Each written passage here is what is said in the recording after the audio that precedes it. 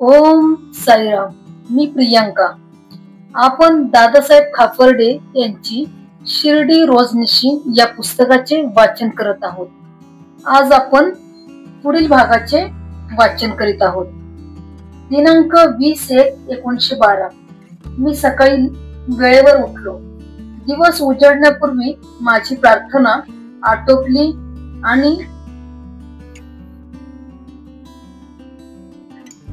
इतर प्रत्येकाला सोयीचे व्हावे म्हणून येथील दैनंदिन जीवनाशी निगडीत असलेल्या कार्याला सुरुवात केली.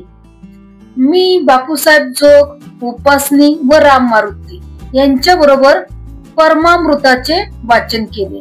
भीष्म व माझा मुलगा बलवंत यांना बरे वाटत नव्हते. आम्ही साई महाराजांचे ते बाहेर निघताना आणि पुन्हा परतल्यावर दर्शन घेतले. ते खुशीत गप्पा गोष्टी करीत बसले होते. इतक्यात जवळच्या एका खेड्यातील एक जहागीरदार आले, पण साई साहेबांनी त्यांना आपल्या जवळ येऊ दिले नाही. अनेकांनी त्यांच्या भेटीसाठी मध्यस्थी केली, पण ती व्यर्थ गेली. आप्पा कोते आले आणि त्यांनी जहागीरदारांना सर्वसाधारण पूजा करण्यास मिळावी अशी विनवणी केली. त्यांनी साईबाबांचा ठाम नकार निवळला आणि त्यांनी त्यांना मशिदीत येऊन धुनी जवळच्या खांबाची पूजा करण्यास परवानगी दिली, पण आपण त्यांना उदी देणार नाही म्हणून सांगितले. मला वाटले साईबाबा रागावले असतील, पण तसे ते रागावले नव्हते. आमची मध्यान्ह आरती नेहमीप्रमाणे पार पडली. साईबाबांनी बापूसाहेब जोगांना सर्व वेळच्या सर्व आरत्या त्यांनी करायच्या असा हुकूम केला. त्यांच्या निर्णयाचे भाकीत की मी मेघाच्या निधनाच्या 2 दिवस अगोदर केले होते. दुपारच्या भोजनानंतर मी वर्तमानपत्रे वाचत बसलो. दीक्षितांचे धाकटे बंधू जे खंडवा येथे वकिली करतात ते आज सकाळी आले आणि त्यांचे मुंबईतील प्रतिनिधी दुपारी आले. दीक्षितांच्या बंधूंनी दीक्षितांनी शिर्डीहून परतून त्यांच्या कामकाजात लक्ष घालावे म्हणून त्यांचे मन वळविण्याचा खूप प्रयत्न केला, पण तो निष्फळ ठरला. त्यांनी साईबाबांना विनंती केली, परंतु बाबांनी ती बाब सर्वस्वी दीक्षितांवरच सोपवली. बापूसाहेब जोगांकडेही 4 पाहुणे आले. त्यांच्या पत्नीच्या बहिणीचे यजमान, जे सांगलीला मुख्य खजिना अधिकारी आहेत, ते आपल्या सर्व कुटुंबासह आले. दिल्ली दरबारहून परततानाच्या वाटेत ते येथे आले. म्हणजे दिल्ली वरून ते परतत असताना मध्ये शिर्डी आहे ते तेथे आले. त्यांच्या पत्नीची, बापूसाहेब जोगांच्या पत्नीला आपल्या बरोबर नेण्याची इच्छा आहे, पण साई महाराज त्यांना नेण्यास परवानगी देणार नाही. आम्ही साई साहेबांचे ते सायंकाळच्या फेरफटक्यास बाहेर निघाले असताना दर्शन घेतले. नंतर वाड्यातील आरती आणि त्यानंतर शेजारती झाली. दीक्षितांनी नेहमीप्रमाणे रामायणाचे वाचन केले. भीष्म अस्वस्थ असल्याने आणि माझा मुलगा बलवंत याची प्रकृती किंचित अधिक बिघडली असल्याने भजन झाले नाही. श्री मोरेश्वर जनार्दन पाठारे सपत्नीक येथे आले आहेत. ते पक्षघाताचे रुग्ण आहेत, त्यामुळे त्यांचे खूपच नुकसान झालेले आहे. वसईचे श्री जोशी आले आहेत. त्यांनी येताना येथे गायल्या जाणाऱ्या प्रार्थनांच्या काही छापील प्रती आणल्या आहेत. दिनांक 21/1/1912. मी उठलो आणि काकड आरतीस उपस्थित राहिलो. त्यावेळी तिथे बाळा शिंपी शिवाय नेहमीची सर्व मंडळी आली होती. आरतीनंतर साईबाबांनी नित्याप्रमाणे अंतर्गत शत्रूंना आप्पा कोते, तेली, वामन तात्या इत्यादीची नावे देऊन त्यांच्यावर कठोर शब्दप्रहार करण्यास सुरुवात केली. बापूसाहेब जोग, उपासनी व राम मारुती यांच्या बरोबर मी परमामृत वाचले. बापूसाहेब जोगांचे सांगलीहून आलेले पाहुणे आमच्या या वर्गास उपस्थित राहिले. त्यांचे नाव लिमय आहे.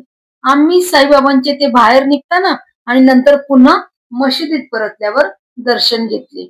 आम्ही मशिदीत असताना माधवराव देशपांडे नगरहून परत आले. त्यांच्या बरोबर दादासाहेब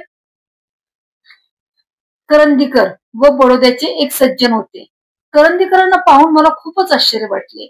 एका खटल्यासाठी ते नगरला आले असताना तिथे त्यांची माधवराव देशपांडे यांच्याशी भेट झाल्यावर त्यांनी साई महाराजांचे दर्शन घेण्याचे ठरविले. ते व मी गप्पा मारी बसलो. दुपारी 4:30च्या सुमारास ते नगरला परतले. लिमया सुद्धा गेले. सुरुवातीला त्यांना जाण्याची परवानगी नाकारण्यात आली, पण नंतर ती त्यांना मिळाली. सदाशिवाय दीक्षितांनी सुद्धा जाण्याची इच्छा व्यक्त केली, परंतु त्यांनी उद्या सकाळी आपले कुटुंब, मुले व राम मारुती यांच्याबरोबर निघावे असे त्यांना सांगण्यात आले. आम्ही साईबाबांचे त्यांच्या सायंकाळच्या फेरफटक्याच्या वेळी दर्शन घेतले. सायंकाळच्या आरतीनंतर वाड्यात दीक्षितांनी रामायण वाचन केले. दिनांक 22/1/1912. मी सकाळी लवकर उठलो आणि प्रार्थना केली. आम्ही साई महाराजांचे ते बाहेर निघताना आणि पुन्हा परतल्यावर दर्शन घेतले. पूजेच्या वेळी त्यांनी आपल्या 2 नागपुड्यामध्ये व कानावर 2 फुले खोचली. या गोष्टीकडे माधवराव देशपांडे यांनी माझे लक्ष वेधले. मला वाटले ही काहीतरी सूचना असावी. साईबाबांनी हीच कृती पुन्हा दुसऱ्यांदा केली. म्हणजे पूजेच्या वेळी साईबाबांनी आपल्या 2 नागपुड्यांमध्ये व कानावर 2 फुले खोचली. या गोष्टीकडे माधवराव देशपांडे यांनी माझे लक्ष वेधले. मला वाटले की काहीतरी सूचना असावी. साईबाबांनी हीच कृती पुन्हा दुसऱ्यांदा केली. मी दुसऱ्या वेळी मनात तर्क लढवला. इतक्यात त्यांनी मला चिलीम दिली आणि माझ्या मनाची खात्री झाली. ते काहीतरी म्हणाले, ज्याची मी लगेच मनात नोंद केली आणि आठवणीने लक्षात ठेवायचे ठरवले. पण मी ते साप विसरून गेलो आणि परत आठवणीत येऊ शकेल असे प्रयत्न दिवसभरात माझ्याकडून झाले नाहीत.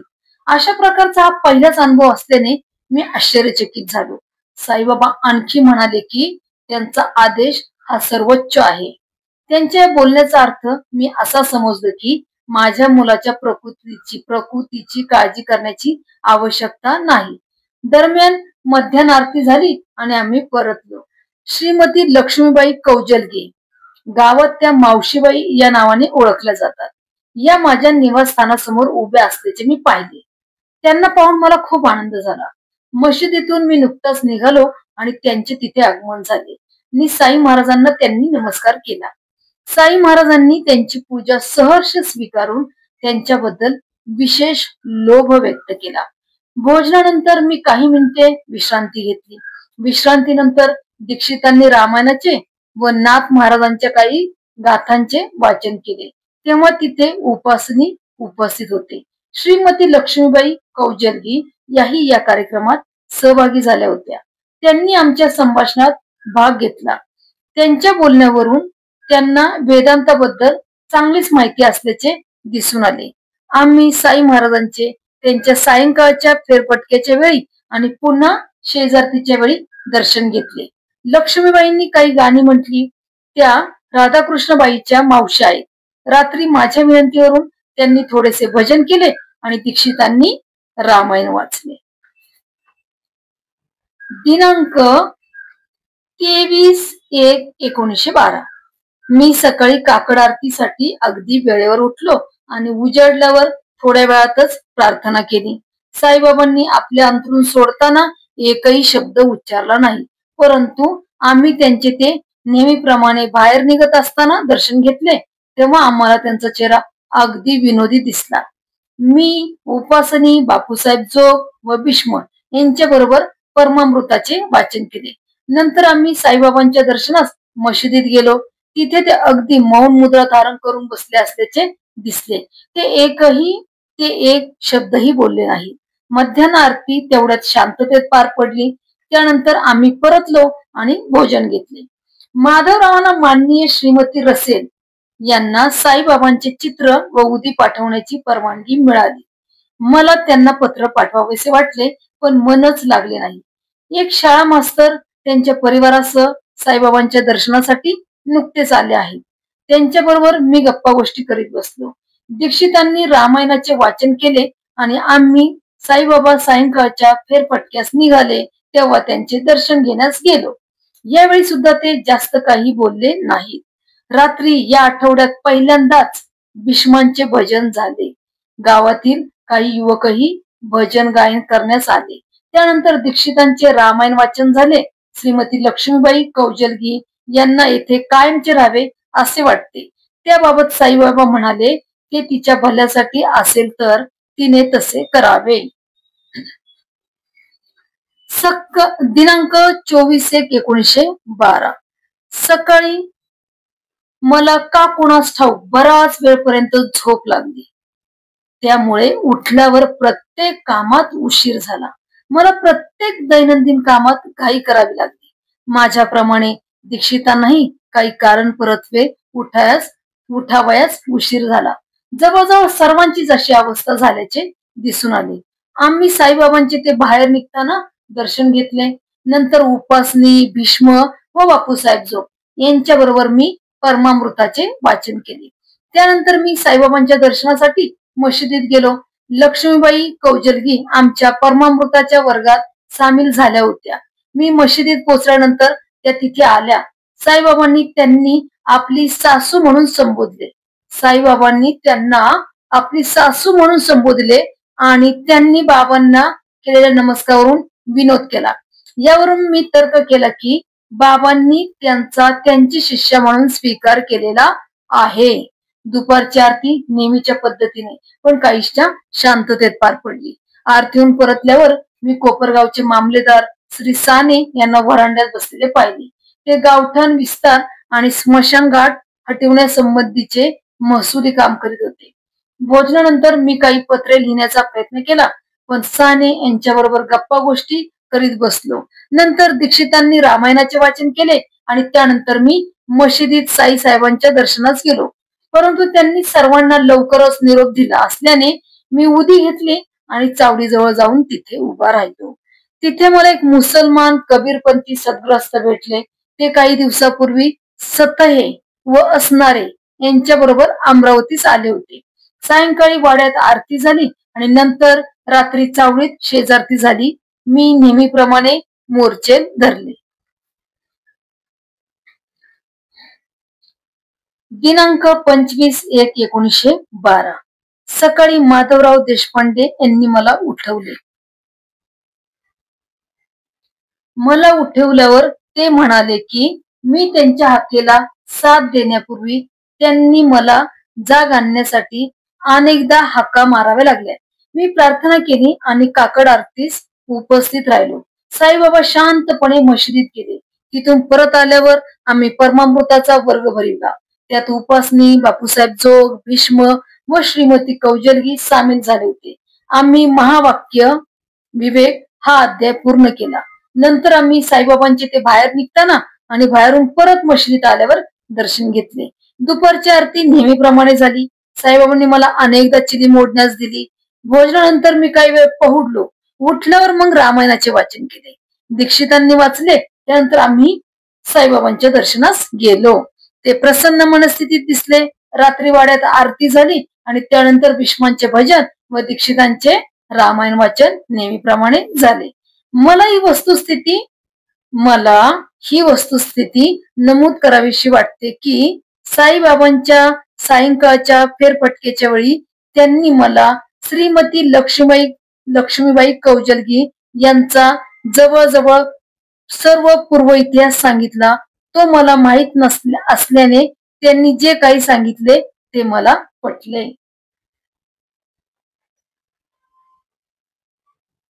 दिनांक 26/1/1912 सकाळी मी स्वतःहून खूपच लवकर उठलो.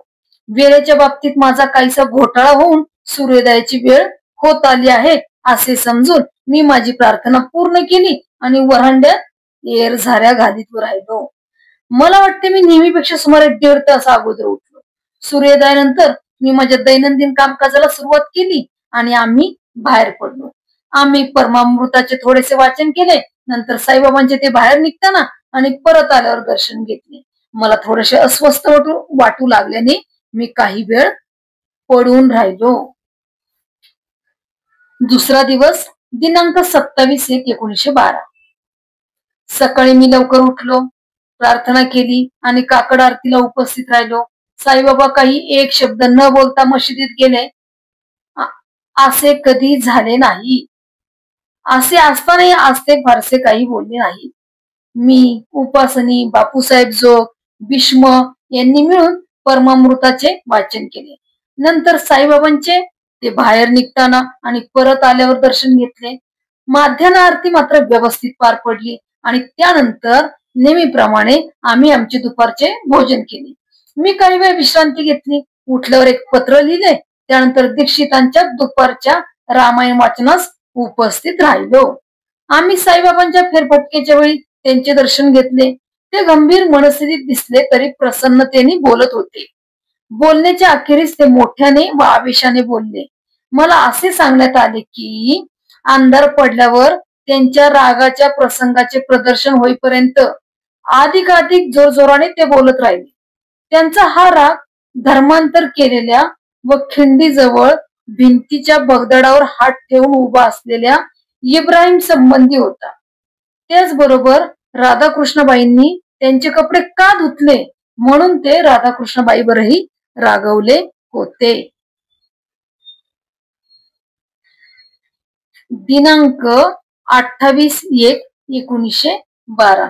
मी काल रात्री खूपच चांगला झोपलो आणि उजडण्यापूर्वी प्रार्थना करण्यासाठी वेळेत उठलो. प्रार्थना केली आणि दिवसभराच्या नित्याच्या कार्यक्रमास सुरुवात केली.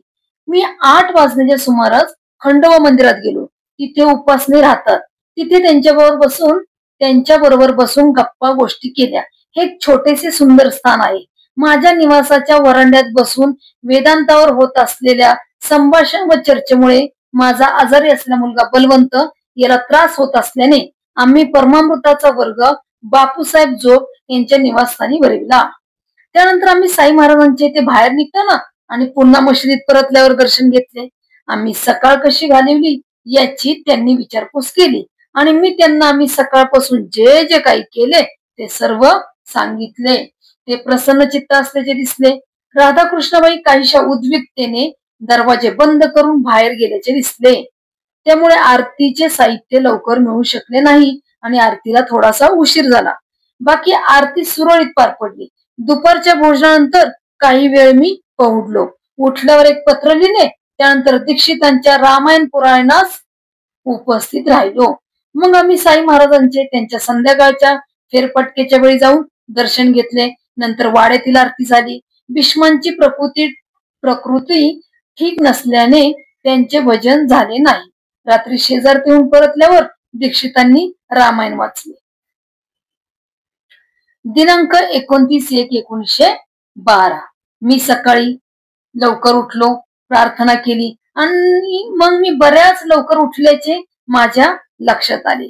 तरीही मी जागाच राहिलो आणि काकड आरतीस उपस्थित राहिलो. तिथून परत आल्यावर मी माझ्या दैनंदिन कामकाजास सुरुवात केली. सकाळी 9च्या सुमारास मी बापूसाहेब जोगांकडे गेलो. तिथे ती व उपासनी यांच्याबरोबर परमामृतास आरंभ केला. परंतु उगाच मला झोपेची तंद्री लागू लागल्याने मी त्यात प्रगती करू शकलो नाही. शेवटी मी माझ्या निवासस्थानी परतलो आणि पौडलो. त्यावेळी मी इतकं झोपलो की दुपारचे 12:30 किंवा 1 वाजेपर्यंत मी झोपूनच राहिलो. माधवराव देशपांडे व इतरांनी मला दुपारच्या आरतीसाठी जोर जोराने हाका मारून उठवण्याचा प्रयत्न केला. परंतु मी गाढ झोपेत असल्याने माझ्याकडून त्यांना कसलाच प्रतिसाद मिळाला नाही. अखेरीस ती मंडळी आरतीला गेली. कसे काय कोणास ठाऊक ही हकीकत साईबाबांच्या कानावर गेली. त्यावर ते म्हणाले की ते मला जागे करतील. आरती संपत आली. एवढ्यात कशी तरी मला जाग आली आणि आरतीच्या शेवटच्या चरणाच्या वेळी मी आरतीला उपस्थित राहिलो. मी इतका वेळ झोपून राहिलो याची मलाच लाज वाटली. मी दिवसभर झोपेच्या गुंगीत होतो. नारायणराव भामनगावकर सोलापूरहून आले. ते एक सुस्वभावी तरुण ग्रस्त आहे. मी त्यांच्याबरोबर गप्पा गोष्टी करीत बसलो. नंतर दुपारी मी दीक्षितांच्या पुराण वाचनास उपस्थित राहिलो. सायंकाळी साईबाबांच्या फेरफटकेच्या वेळी मी त्यांचे दर्शन घेतले. ते सकाळी 9 ते 10च्या मध्ये बाहेर निघाले तेव्हा मी त्यांचे दर्शन घेतले होते. सायंकाळी भीष्मांचे भजन आणि त्यानंतर दीक्षितांचे पुराण वाचन झाले. दीक्षितांनी नेहमीप्रमाणे रामायण वाचले. दिनांक 30/1/1912. मी सकाळी लवकर उठलो, परंतु मला बिछाना सोडवतच नव्हता. तरीही कालच्या प्रमाणे मी झोपेच्या गुंगीत राहीन की काय अशी भीती वाटून उठलो व कामाला लागलो. मी उजडण्यापूर्वी बिछाना सोडला, माझी प्रार्थना केली आणि बापूसाहेब जोगांकडे आमच्या परमामृताच्या वर्गास गेलो. उपासनी शास्त्री, श्रीमती कौजलगी व बापूसाहेब तिथे होते. आम्ही त्यात खूपच चांगली प्रगती केली. आम्ही साईबाबांचे ते बाहेर निघताना आणि पुन्हा मशिदीत परतल्यावर दर्शन घेतले. सकाळ कशी घालवली अशी विचारणा त्यांनी केली. त्यावर मी त्यांना आम्ही जे काही केले त्याचा तपशील दिला. दुपारच्या आरतीनंतर मी परतलो आणि आम्ही आमचे भोजन केले. त्यानंतर दीक्षितांनी रामायणाचे वाचन केले. भीष्म व माधवराव देशपांडे रामायण वाचन ऐकण्यास आले. गावातील भीष्म गावातील 2 माणसे व सीताराम डेंगळे यांचे धाकटे बंधू हे तिथे आले आणि रामायण वाचन झाल्यावर आम्ही गप्पा गोष्टी करीत बसलो. त्यांच्यापैकी एकाने रामायणावरील छंद ऐकवला. नंतर मी साई महाराजांच्या दर्शनास मशिदीत गेलो. तेव्हा त्यांनी मला दुपारची वेळ कशी घालवली असे विचारले. मी त्यांना जेव्हा माझ्या पत्रलेखनासंबंधी बोललो तेव्हा ते हसले आणि म्हणाले, स्वस्थ बसण्यापेक्षा हातांची हालचाल होणे अधिक चांगले. आम्ही त्यांच्या सायंकाळच्या फेरफाटक्याच्या वेळी दर्शन घेतले आणि रात्री शेजारतीला उपस्थित राहिलो. आज रात्री भजन झाले नाही, कारण त्या वेळेतही भागवताचे वाचन चालू राहिले. रात्री दीक्षितांनी रामायणाचे वाचन केले. दिनांक 31/1/1912 मी काकड आरतीसाठी सकाळी वेळेवर उठलो आणि नारायणराव बामणगावकर यांच्या बरोबर आरतीस गेलो. आम्ही परतलो तेव्हा साई महाराजांनी किंचित क्रोधभाव प्रदर्शित केला. बापूसाहेब जोग, उपासनी शास्त्री व श्रीमती कौजलगी यांच्या उपस्थितीत आम्ही परमामृताचा वर्ग भरविला. मी माझ्या निवासस्थानी सुमारे 11 वाजता परतलो आणि काही पत्र लिहिण्याचा प्रयत्न केला, परंतु लिहिता लिहिता मी सहजपणे झोपीस गेलो. दादा केळकरांचा मुलगा भाऊ याने मला उठवले आणि मग मी माध्यान्ह आरतीसाठी मशिदीत गेलो. या अगोदर मी साई महाराजांचे ते नेहमीप्रमाणे बाहेर निघताना दर्शन घेतले होते. मध्यान्ह आरती नित्यप्रमाणे पार पडली. मेघाच्या 13व्या दिवसाच्या स्मृतीप्रित्यर्थ दोन्ही वाड्यातील सर्वांना व इतर काहींना दादा केळकरांनी दुपारच्या भोजनास आमंत्रित केले होते. साहजिकच जेवणाला बराच वेळ लागणार असल्याने मी पुन्हा पहुडलो आणि जेवणासाठी उठेपर्यंत चांगलाच झोपलो. भोजन सायंकाळी सुमारे 5 वाजता आटोपले. त्यानंतर मी मशिदीत गेलो आणि साई साहेबांच्या जवळ बसलो. ते अगदी आनंदी मनस्थितीत दिसले. ते प्रसन्नपणे बोलले. त्यांनी नृत्य केले, गाणे म्हटले. त्यांच्या या लीलांनी त्यांनी मला व इतरांना भगवान श्रीकृष्णाच्या गोकुळातील लीलांची आठवण अगदी ठळकपणे करून दिली. आम्ही त्यांच्या संध्याकाळच्या फेरफटक्याच्या वेळी दर्शन घेतले. वाड्यातील आरती झाल्यावर भीष्मांनी थोडा वेळ भजन केले. त्यानंतर काका दीक्षितांनी रामायण वाचन केले. त्यातील सुंदरकांड त्यांनी आज रात्री संपवला. दिनांक 1/2/1912 सकाळी उठायला मला काहीसा उशीर झाला. तरीही मी माझी प्रार्थना करू शकलो आणि परमामृताच्या वर्गास वेळेवर उपस्थित राहिलो. या पुस्तकाचे वाचन आज संपले. उद्यापासून आम्ही पुन्हा त्याच्या वाचनास आरंभ करणार आहोत. त्यानंतर मी मशिदीत गेलो आणि साई महाराजांजवळ बसलो. नंतर त्यांच्या बरोबर बाहेर येऊन त्यांना साठेवाड्यापर्यंत सोबत केली. तिथे नित्यप्रमाणे त्यांना नमस्कार करण्यासाठी लोक जमले. मीही त्यांच्यात सामील झालो आणि साई महाराजांना वंदन केले. मग बापूसाहेब जोगांच्या निवासस्थानी परतल्यावर तिथे पंचदशीच्या वाचनाला आरंभ केला. पहिल्या 10 पदांचे स्पष्टीकरण केले. नंतर मी माझ्या निवासस्थानी परतलो. मी काही पत्रे लिहिली आणि ती रवानाही केली. त्यानंतर दुपारच्या आरतीसाठी मी मशिदीत गेलो. ती सुरळीत पार पडली. अहमदनगरचे माणिकचंद ज्यांनी यावर्षी LLB ची पदवी प्राप्त केली ते तिथे आले आणि ते दिवसभर इथे राहिले. आरतीहून परतल्यावर आम्ही आमचे भोजन केले आणि मी साखरेबुवांनी संपादित केलेल्या ज्ञानेश्वरीच्या इतर संपादित आवृत्त्याप्रमाणेच या आवृत्तीकडूनही माझ्या शंकाचे समाधान झाले नाही. नंतर दीक्षितांनी रामायणाचे वाचन सुरू केले. एवढ्यात शिर्डीचे मामलेदार श्री साने, श्री साठे उपजिल्हाधिकारी व पोट विभागीय अधिकारी आले. त्यांच्या बरोबर काही वेळ गप्पा गोष्टी करीत बसलो. ते गेल्यावर आम्ही पुन्हा रामायणाचे वाचन चालू केले. संध्याकाळी साईबाबांच्या फेरफटक्याच्या वेळी त्यांचे दर्शन घेण्यासाठी मशिदीत गेलो. तिथून आल्यावर वाड्यातील आरती झाली. ती झाल्यावर आम्ही शेजारतीला उपस्थित राहिलो. भीष्मांनी आज भजन केले नाही, पण त्यांनी सकारामकृत प्राकृत भागवताचे वाचन केले. रात्री दीक्षितांचे रामायण वाचन झाले.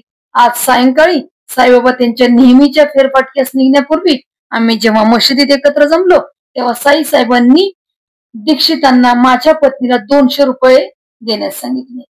ती तेव्हा साईबाबांच्या पाय चेपत होती. हा त्यांचा हुकूम अनाकलनीय होता. याचा अर्थ असा घ्यावा का की मला दान धर्मावर गुजराण करावी लागणार असावी? असे असेल तर मी मरण पसंत करेन.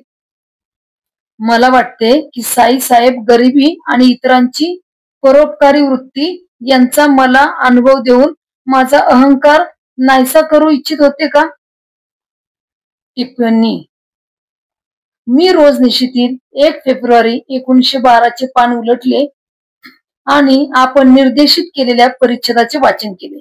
तो परिच्छेद माझ्या भावनांचे अचूक प्रतिनिधित्व करतो. आपल्या सद्गुरू साई महाराजांनीच तसा आदेश दिला. ते सर्वज्ञ असल्यामुळे माझ्या अंतरीच्या सर्व विचारांसह ते सर्व काही जाणतात. त्यांच्या आदेशावर हुकूम पालनासाठी त्यांनी कधीही आग्रह धरला नाही.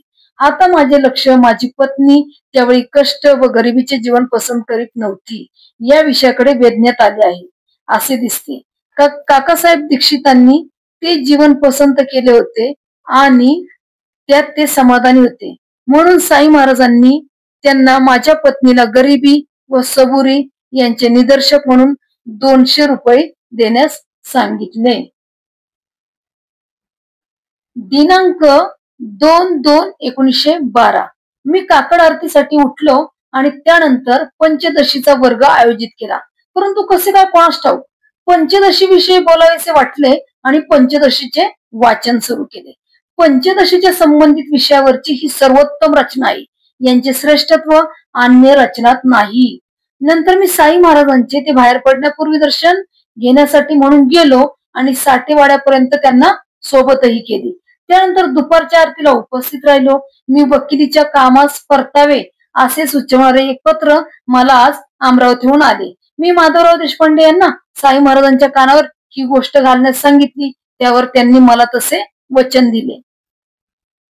दिनांक 3/2/1912 मला सकाळी उठायला उशीर झाला आणि त्यामुळे सुस्ती वाटल्यासारखे होऊ लागले.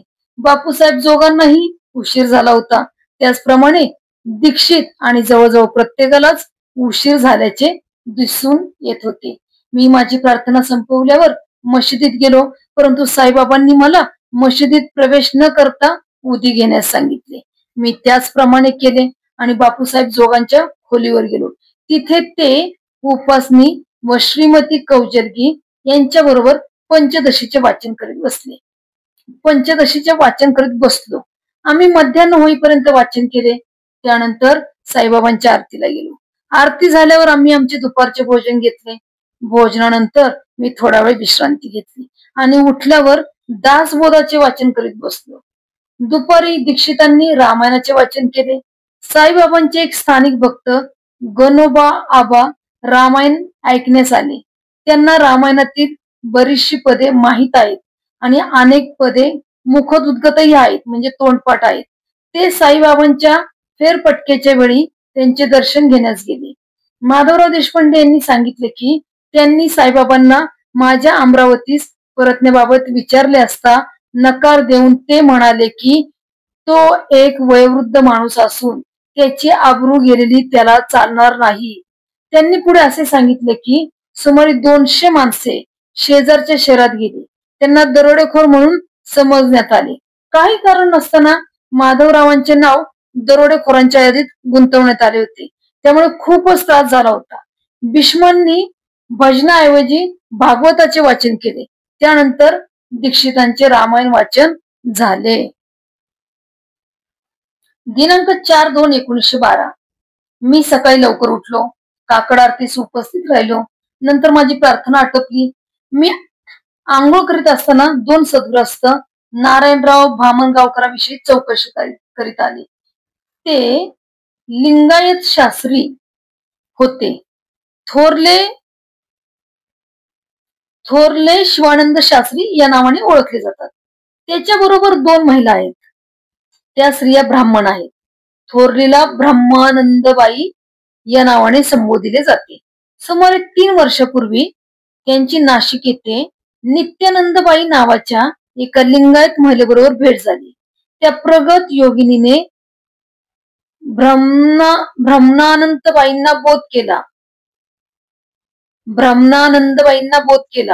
आम्ही सर्वांनी साई महाराजांचे ते बाहेर निघताना आणि पुन्हा बाहेरून मशिदीत परतल्यावर दर्शन घेतले. ब्रह्मानंदबाईंनी त्यांची पूजा केली आणि 2 आरत्या उत्कृष्टरित्या म्हटल्या. दुपारच्या आरतीनंतर मी भोजन केले आणि थोडा वेळ पडलो. नंतर दीक्षितांचे पुराण वाचन झाले. त्यानंतर आम्ही साईबाबांचे त्यांच्या फेरफटकेच्या वेळी दर्शन घेण्यास गेलो. रात्री वाड्यातील आरतीनंतर दीक्षितांचे पुराण वाचन व त्यानंतर भीष्मांचे भजन झाले. ब्रह्मानंदबाई व त्यांच्या सोबत असलेल्यांनी फारच सुंदर गायन केले. त्यांच्या भजनाने आम्ही खूपच सुखावलो. शिवानंद शास्त्रींनीही गायन केले. शास्त्री व त्या महिला नाशिकहून आल्या असून ते तेथील रहिवासी आहेत. दिनांक 5/2/1912 सकाळी मी प्रार्थना आटोपली नाही तोच नागपूरहून राजाराम पंत दीक्षित आले. ते काकासाहेब दीक्षितांचे थोरले बंधू आहेत. ते साईसाहेबांच्या दर्शनास गेले. मी आमच्या वर्गास गेलो. तिथे बापूसाहेब जोग, उपासनी शास्त्री, शिवानंद शास्त्री, ब्रह्मानंदबाई व इतर यांच्या बरोबर पंचदशी व अमृतानुभवातील चरणाचे वाचन केले. आम्ही साईसाहेबांचे ते बाहेर निघताना दर्शन घेतले आणि बाहेरून परतल्यावर मशिदीत गेलो. त्यांनी मला दयाभावी वागणूक दिली. ते काही मोजके शब्द बोलले. आरतीनंतर सर्वांना निरोप दिल्यावर त्यांनी मला माझ्या नावाने हाक मारली आणि आळस टाकून देऊन सर्व स्त्री मुलांकडे लक्ष देण्यास सांगितले. लक्ष्मीबाई कौजलगी यांना आज एक पावाचा तुकडा देण्यात आला आणि राधाकृष्णबाई बरोबर तो खाण्यास जाण्यासाठी सांगण्यात आले. खरोखरच त्यांचे मोठे सद्भाग्यच होय. त्या यानंतर सुखी होतील. मी शिवानंद शास्त्री, ब्रह्मानंदबाई व त्यांच्या बरोबर असलेल्या सर्वांना आमच्या बरोबर दुपारच्या भोजनासाठी आमंत्रित केले. भोजनानंतर मी काही मिनिटे पहुडलो.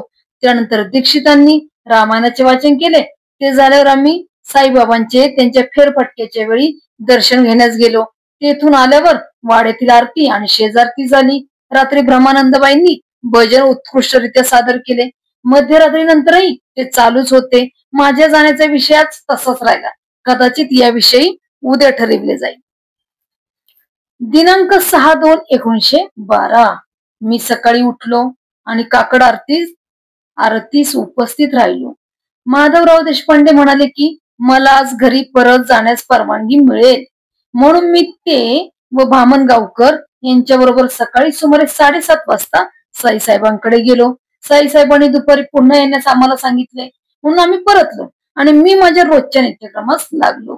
मी, उपासनी व बापूसाहेब जोग यांनी पंचदशीचे वाचन केले.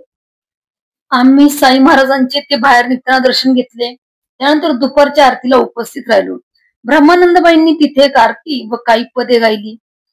बापूसाहेब जोगांना आज त्यांचे सेवानिवृत्ती वेतन आणण्यासाठी कोपरगावला जावायचे होते म्हणून आरती लवकर आटोपती घेण्यात आली. दुपारच्या भोजनानंतर मी व बामनगावकर मशिदीत गेलो. तिथे काकासाहेब दीक्षित होते. साईसाहेब म्हणाले की आम्ही उद्या जाऊ शकतो. माधवराव देशपांडेही तिथे आले. साईसाहेबांनी सांगितले की ते रात्रंदिवस बराच विचार करीत आहेत. तिथे सर्वच चोर होते आणि आम्हाला त्यांच्याशी सामना द्यावायचा होता. ते म्हणाले की त्यांच्यामध्ये सुधारणा व्हावी किंवा त्यांनी निघून जावे यासाठी त्यांनी रात्रंदिवस देवाची प्रार्थना केली. परंतु देवाकडून विलंब होतो आणि मनाच्या कलाला व प्रार्थनेला मान्यता मिळत नाही. ते 1 किंवा 2 महिने थांबणार आणि मग काय ते पाहणार. परंतु जिवंतपणी किंवा मृत्यूवेळी ते ज्या करता प्रार्थना करीत आहेत ते मागणे ते मिळवतील. ते तेली किंवा वाणी यांच्याकडे जाणार नाहीत आणि त्यांच्याकडे कधीच भिक्षा मागणार नाहीत. लोक चांगले नाहीत आणि त्यांच्यात भक्तिभाव नाही. ते मनाने सैरभैर झालेले आहेत. ते पुढे असेही म्हणाले की काही मित्रमंडळी एकत्र जमा होतील, ईश्वरी ज्ञानाच्या गोष्टी करतील आणि आसनस्थ होऊन त्यावर मनन करतील. त्यांनी काही हजार रुपयांचा उल्लेख केला, पण तो कोणत्या संदर्भात केला ते मला आठवत नाही. मशिदीतून परतल्यावर आम्ही दीक्षितांचे रामायण पुराण ऐकले. त्यानंतर आम्ही साईसाहेबांचे ते त्यांच्या फेरफटक्यास बाहेर आले तेव्हा दर्शन घेण्यास गेलो. ते प्रसन्न मनस्थितीत दिसले. राजाराम पंत दीक्षित आज खंडव्यास गेले. उपासनी शास्त्रीच्या पत्नीचे देहावसान झाले. उपासनी शास्त्रींच्या पत्नीचे देहावसान झाले. ही दुःखद बातमी आलेल्या पत्राने समजली.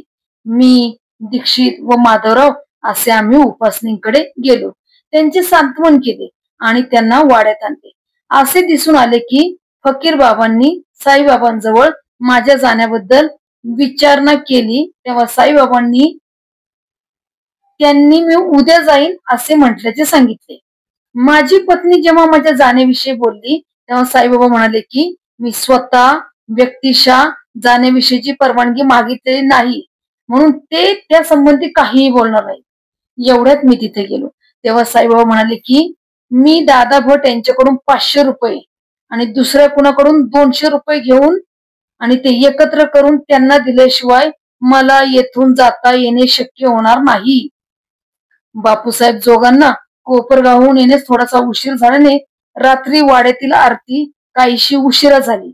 ब्रह्मानंदबाई व शिवानंद शास्त्री यांनी भजन म्हटली. तसेच भीष्मांनीही भजन केले. दिनांक 7/2/1912 मी सकाळी लवकर उठलो. मी प्रार्थना केली आणि नित्याप्रमाणे पंचदशीचा वर्ग भरविला. मी साई महाराजांजवळ परवानगी मागण्यासाठी गेलो नाही. आम्ही त्यांचे ते बाहेर निघताना दर्शन घेतले आणि ते परत आल्यावर मी मशिदीत गेलो. साई महाराज मशिदीत बसल्याचे आणि आवारात एक माणूस त्याने माकडाला शिकवलेल्या करामतीचे प्रदर्शन करीत असल्याचे मी पाहिले.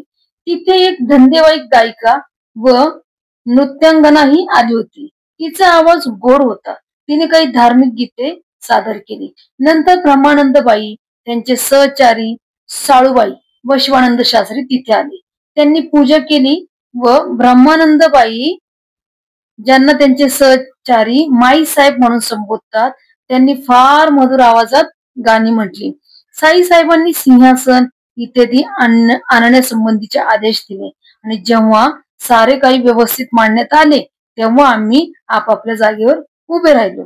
माई साहेबांनी पुन्हा 2 गाणी इतक्या उत्कृष्टरित्या सादर केली की ती ऐकून आम्ही अगदी मंत्रमुग्ध झालो. मला वाटते ती गाणी साई साहेबांनाही खूप आवडली. नंतर आम्ही नित्याची आरती केली आणि दुपारच्या भोजनास परतलो. माई साहेब व त्यांच्या बरोबरच्या मंडळींना माझ्या निवासस्थानी भोजनास बोलिवले. भोजनानंतर बामणगावकर, माई साहेब व माई साहेबांसमवेत असलेली मंडळी साई साहेबांजवळ परत जाण्याची परवानगी मागण्यासाठी गेली. माई साहेब व साळूबाई यांना परवानगी मिळाली आणि बैलगाडीतून त्या निघून गेल्या. शिवानंद शास्त्री व बामणगावकर यांना साई महाराजांनी थांबवून ठेवल्यामुळं ते राहिले.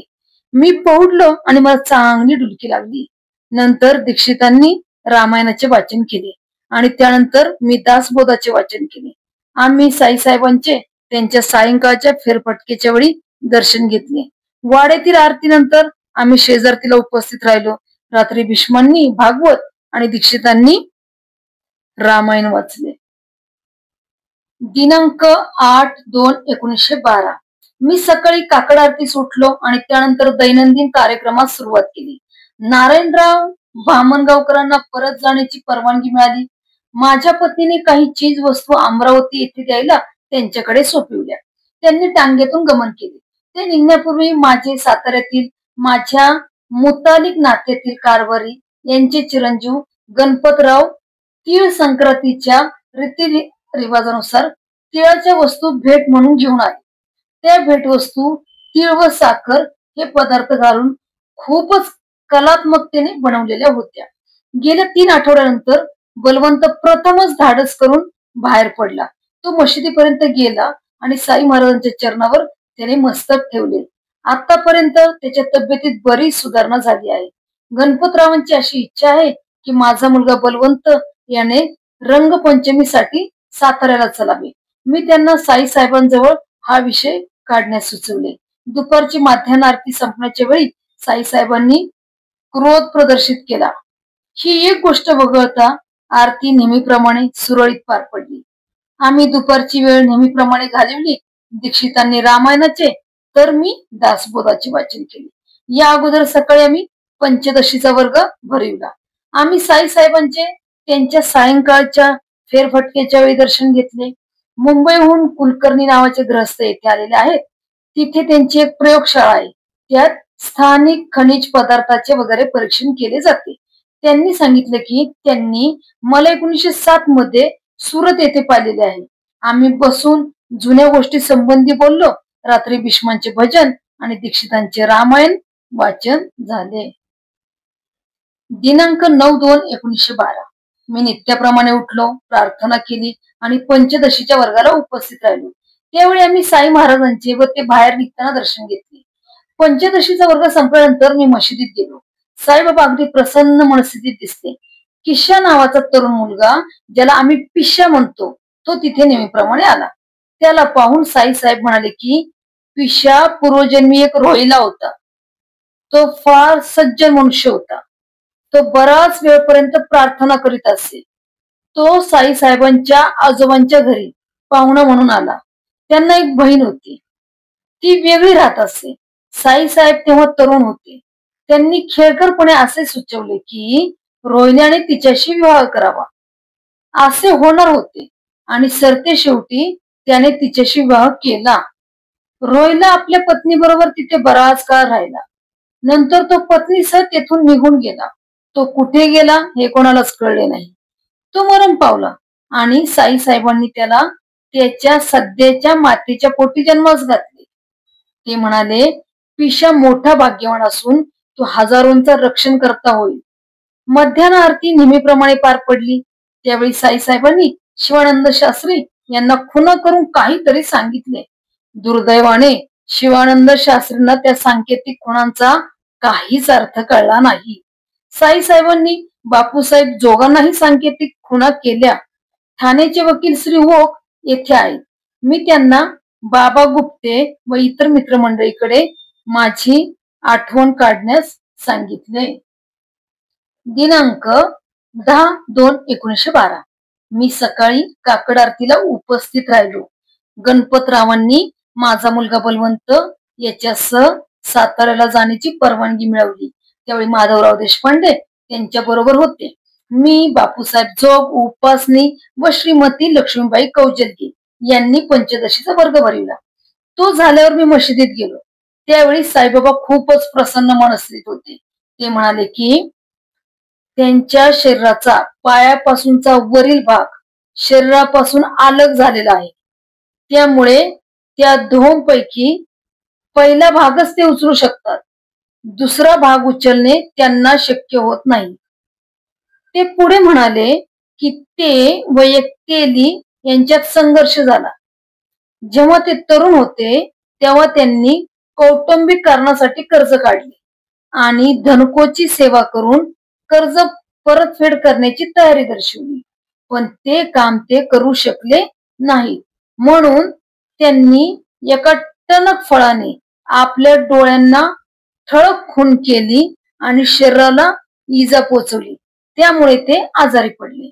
या आजारामुळे त्यांना वर्षभर पडून राहावे लागले. त्या आजारपणातून उठताच त्यांनी रात्रंदिवस काम करून सर्व कर्ज चुकते केले.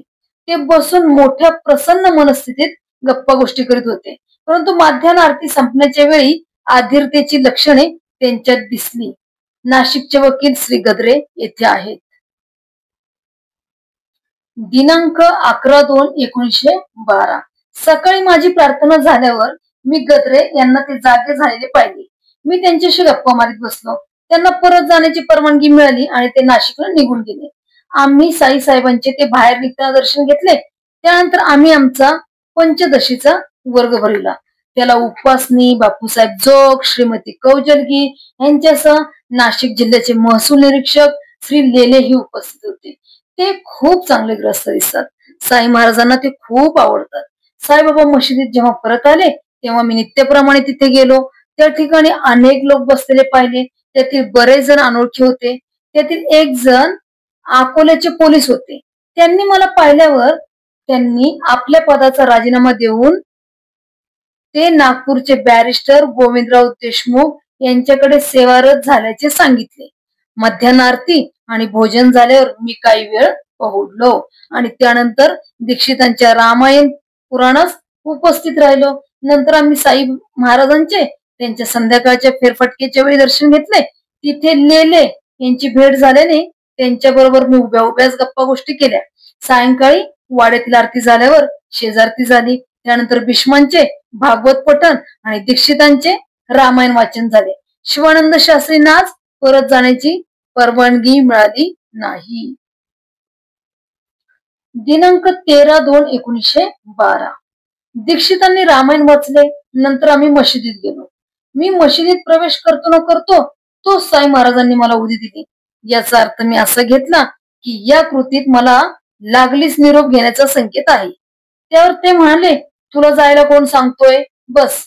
नंतर ते बसून प्रसन्नतेने गप्पा गोष्टी करू लागले. ते म्हणाले की सध्या जी गाय दीक्षितांजवळ आहे ती मूळ म्हाळसा पळतीची होती. त्यानंतर ती औरंगाबादला गेली. तिथून ती जालन्याला गेली. पुन्हा परतून आता ती दीक्षितांची संपत्ती म्हणून आहे. ती प्रत्यक्षात कुणाची संपत्ती आहे ते फक्त परमेश्वरालाच ठाऊक. माझ्याकडे बघून ते म्हणाले, ज्याचा परमेश्वरावर दृढ विश्वास आहे तो त्याच्याकडून कशाचीच अपेक्षा करीत नाही. माझी पत्नी व इतर काही व्यक्ती तिथे होत्या.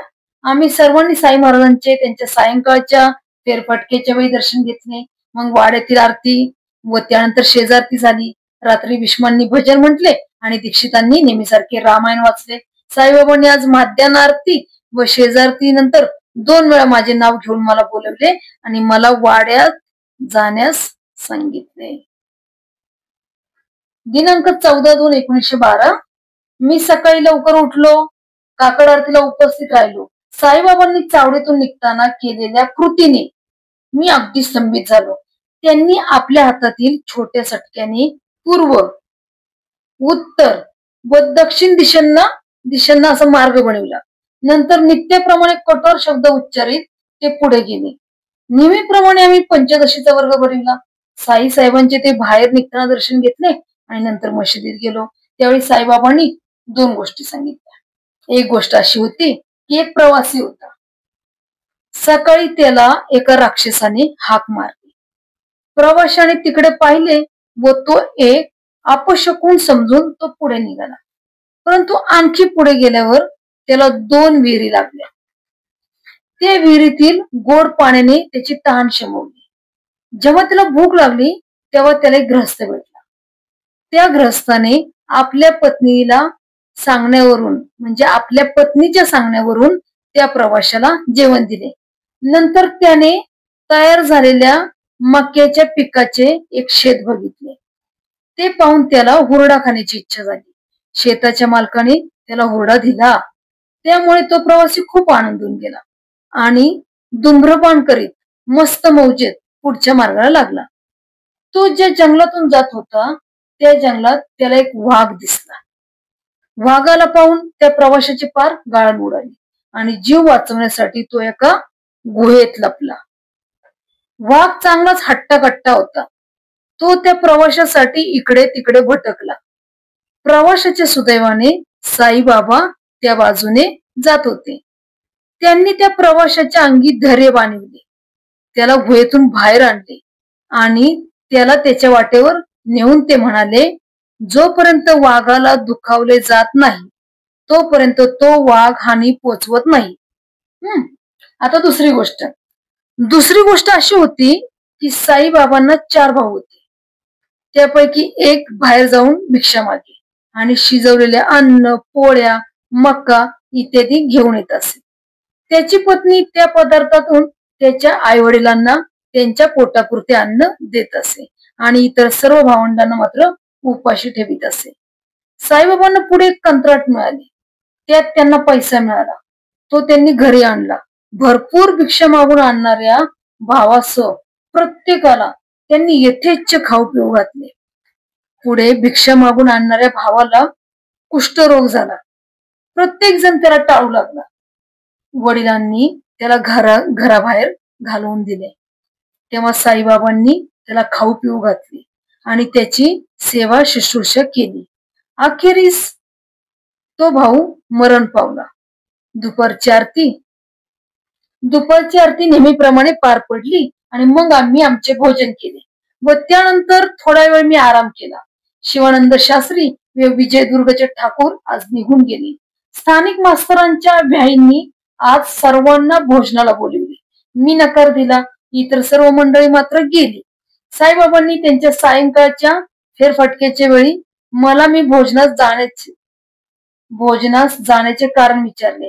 तेव्हा मी त्यांना खरे सांगितले की दुपारच्या वेळी दोनदा भोजन करणे मला शक्य झाले नसते. साईबाबा कुठल्या तरी काळजीत मग्न असल्याचे आणि पूर्व पश्चिम दिशांना स्थिर नजर लावून एकटक पाहत असल्याचे दिसले. त्यांनी सर्वांना नेहमीच्या शब्दात वाड्यात जा असे सांगून निरोप दिला. रात्री भीष्मांनी भजन केले आणि दीक्षितांनी रामायण वाचले. दिनांक 15/2/1912 मी सकाळी नेहमीप्रमाणे उठलो, प्रार्थना केली आणि उपासनी शास्त्री, बापूसाहेब जोग व श्रीमती लक्ष्मीबाई कौजलगी यांच्या बरोबर पंचदशीचा वर्ग भरविला. आम्ही साईबाबांचे ते बाहेर निघताना दर्शन घेतले आणि नंतर आमचा वर्ग पुढे चालू ठेवला.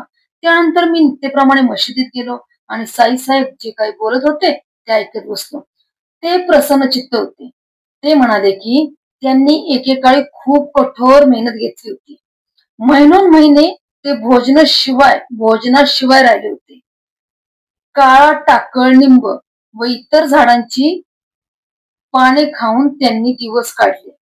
ते पुढे म्हणाले की ईश्वर त्यांच्या प्रती खूपच दयाळू होता, कारण शरीरावरचे मांस संपत आले होते व हाडांचा चुराडा होत आला होता, तरीही त्यांची प्राणज्योत मालवली नव्हती.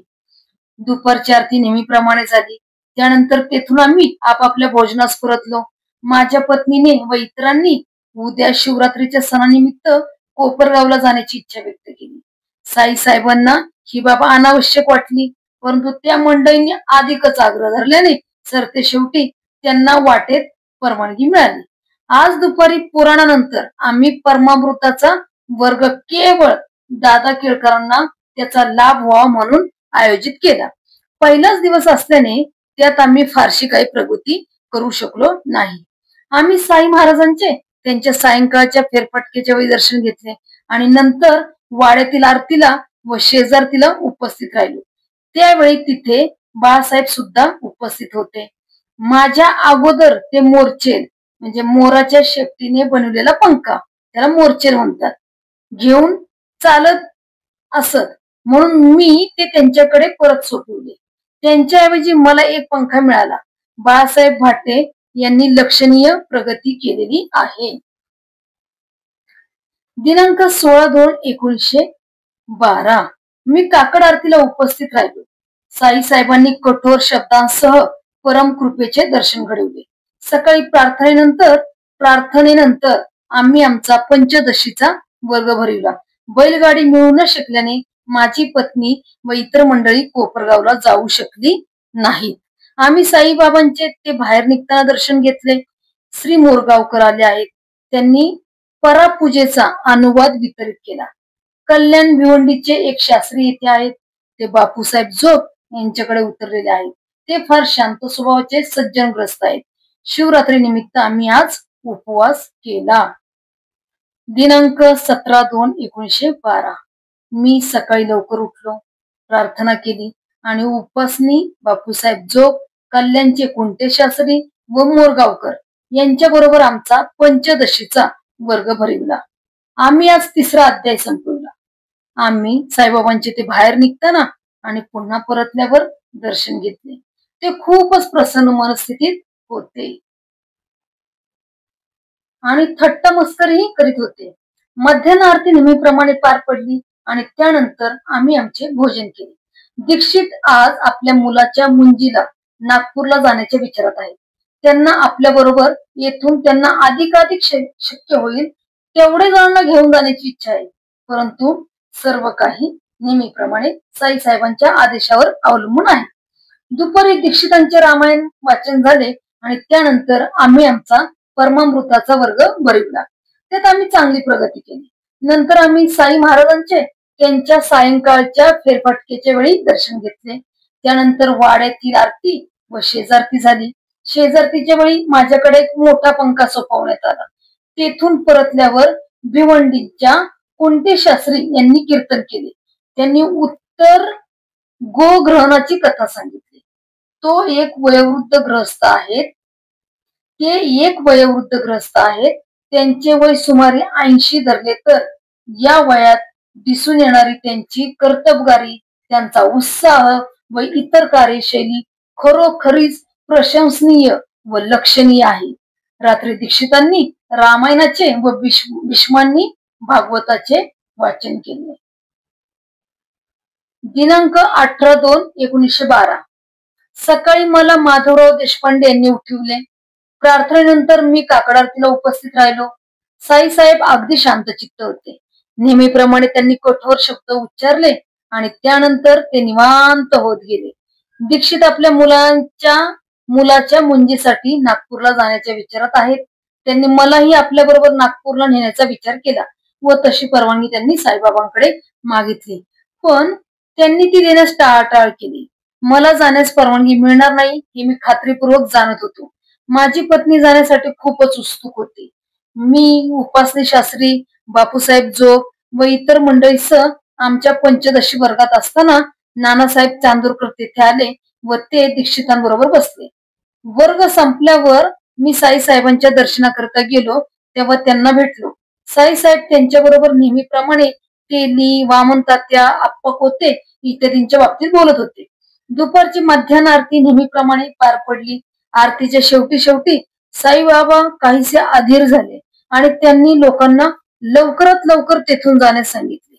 मी माझे भोजन दीक्षितांबरोबर व नानासाहेब चांदोरकरांच्या संगतीत घेतले. मागच्या खेपेस अत्यंत अल्प काळासाठी नानासाहेब चांदोरकर येथे आले असताना त्यावेळी त्यांचे खंड पडलेले संभाषण त्यांनी पुन्हा चालू करावे अशी त्यांना मी विनंती केली. त्यावर ते म्हणाले की ते प्रकरण साईबाबांच्या हाती आहे. त्यांनी आपल्या बरोबर एक कृत्रिम बगीचा व एक मोठा चंद्र, मोठ्या आकारातील लांबन दिवा, त्याला मोठा चंद्र म्हटलंय, या वस्तू आणल्या आहेत ज्यांचा उपयोग लग्न समारंभात सजावटीसाठी केला जातो. राधाकृष्णबाईंनी हे साहित्य मागविले होते. मी काही वेळ पहुडलो. नानासाहेब दुपारी 4च्या सुमारास निघून गेले. दीक्षितांनी रामायणाचे वाचन केले. त्यानंतर आम्ही आमचा परमामृताचा वर्ग भरविला. तदनंतर साईसाहेबांचे त्यांच्या सायंकाळच्या फेरफटकेच्या वेळी दर्शन घेण्यासाठी गेलो. चंद्र प्रज्वलित करून रोषणाई करण्यात आली. त्याचा लख्ख प्रकाश सगळीकडे पसरला. माझ्या पत्नीने अमरावतीस परत जाण्यासंबंधी पुन्हा परवानगीसाठी विनंती केली आणि साईसाहेबांनी नेहमीप्रमाणे परवानगी देण्यास टाळाटाळ केली. वाड्यातील आरती झाल्यानंतर दीक्षितांनी रामायणाचे वाचन आणि भीष्मांनी भजन केले. दीक्षित व माधवराव देशपांडे यांना उद्या सकाळी लवकरच जावायचे असल्याने त्यासाठी त्यांची तयारी व्हावी म्हणून वाचन भजनाचा कार्यक्रम लवकर आटोपता घेतला. दिनांक 19/2/1912 दीक्षित, त्यांची पत्नी माधवराव देशपांडे, हिरालाल व अन्य काही मंडळी सकाळीच निघून गेली. दीक्षित आपला मुलगा बापू यांच्या मुंजीला नागपूरला गेले. माधवराव अशाच एका समारंभाला हरद्याला आपल्या मित्रांच्या घरी गेले. प्रार्थनेनंतर आम्ही पंचदशीचा वर्ग भरविला. मोरगावकरांनी त्यांचे घड्याळ व साखळी हरविल्याचे सांगितले. त्या दोन्ही वस्तू सोन्याच्या होत्या. सोन्याच्या असल्याने किमती व मौल्यवान होत्या. त्या वस्तूंचा त्यांनी शोध घेतला पण त्या त्यांना सापडल्या नाहीत. आम्ही साईंचे ते बाहेर निघताना व पुन्हा परतल्यावर दर्शन घेतले. मध्यान्हीची आरती नेहमीप्रमाणे पार पडली. आज केवळ एक चांबराऐवजी 2 चांबरे ढळत होती. बाळासाहेब भाटे यांनी पूजा केली. त्यांची आरतीसाठी थांबण्याची इच्छा होती पण साईसाहेबांनी त्यांना लागलीच घरी जाण्यास सांगितले. भोजनानंतर मी थोडा वेळ पहुडलो. उठल्यावर मग नेहमीच्या सभासदांबरोबर पंचदशीचा वर्ग पुढे चालू केला. त्यानंतर दादा केळकर, बाळा शिंपी व इतर काही जण आले. आम्ही साई महाराजांचे त्यांच्या सायंकाळच्या फेरफटकेच्या वेळी दर्शन घेतले. वाड्यातील आरतीनंतर शेजारतीला उपस्थित राहिलो. त्यावेळी कृत्रिम बगीचा व चंद्राचा प्रथमच उपयोग करण्यात आला होता. त्या वस्तू खूपच छान दिसत होत्या व लोकांचे लक्ष आपल्याकडे वेधून त्यांना आपल्याकडे आकर्षित करीत होत्या. त्या वस्तू पाहण्यासाठी बरीच गर्दी झाली. साई साहेबांनी या बाबतीत आपली नापसंती व्यक्त केल्याचे कुठे दिसून आले नाही. माझ्या मते चंद्र ही एक अत्यंत उपयुक्त वस्तू आहे, म्हणजे तो दिवा. रात्री भीष्मांनी भागवताचे व दासबोधातील 10 समासांचे वाचन केले. नाटेकर उर्फ हंस हे मला लिहितात की या महिन्याच्या अखेरीस मला अमरावतीस परतावयास मिळेल.